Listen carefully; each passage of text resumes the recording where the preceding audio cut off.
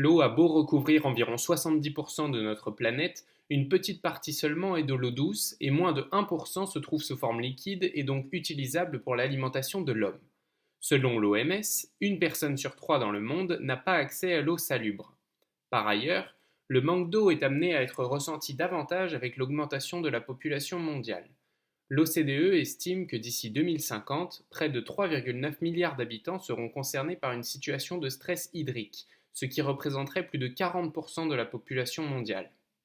Cette problématique est d'autant plus complexe que les pays mondiaux n'ont pas le même accès à l'eau, et la gestion de cette ressource est complètement différente en fonction des dispositions géographiques.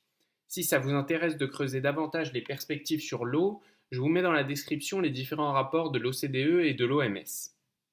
En tenant compte de l'importance de cette ressource, nous allons voir comment investir dans l'eau.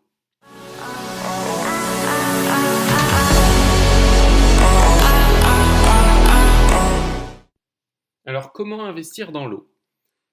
Il est peu probable que vous souhaitiez investir dans l'eau en stockant quelques centaines de litres chez vous, alors la façon la plus appropriée d'investir dans l'eau est d'acheter des actions de sociétés dont l'activité est liée à l'eau, notamment la production d'équipements tels que des pompes, des tuyaux, etc., ou d'autres entreprises qui traitent et distribuent l'eau, par exemple. Toutefois, investir dans des actions individuelles requiert un degré de recherche approfondi qui n'est pas adapté à tous les profils d'investisseurs. C'est ce qui nous amène à nous intéresser aux ETF et l'exemple du jour est l'indice MSCI Water ESG Filtered Index. L'indice comprend des titres de toute capitalisation, grande, moyenne et petite, répartis dans 23 pays développés et 10 pays émergents.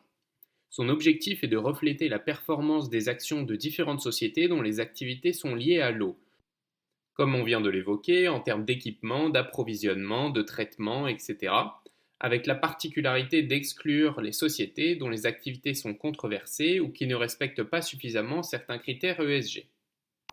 Comme d'habitude avec les ETF, je vais prendre un petit moment pour m'attarder sur sa composition. Celui-ci est composé de sociétés à capitalisation diverses et vous pouvez aussi voir à l'écran les 10 principales actions qui le composent. Pour ceux qui s'intéressent particulièrement à l'investissement en France, on retrouve Veolia Environnement notamment. Ce qu'il est intéressant de voir, c'est aussi la répartition en fonction des pays et des secteurs, puisque près de 60% de l'indice représente des sociétés américaines et environ 20% pour des sociétés anglaises. On retrouve également la Suisse, la France et le Japon pour environ 5% chacun, ce qui nous amène à un total d'environ 95% de poids dans l'indice pour ces pays. Autant dire qu'on s'expose assez peu aux marchés émergents avec cet indice. Quant au secteur, il s'agit, comme on peut s'y attendre, principalement de sociétés industrielles et de sociétés de services publics. Enfin, un petit point sur la performance. Depuis son lancement en novembre 2015, l'indice affiche une performance annualisée moyenne de 8,69%.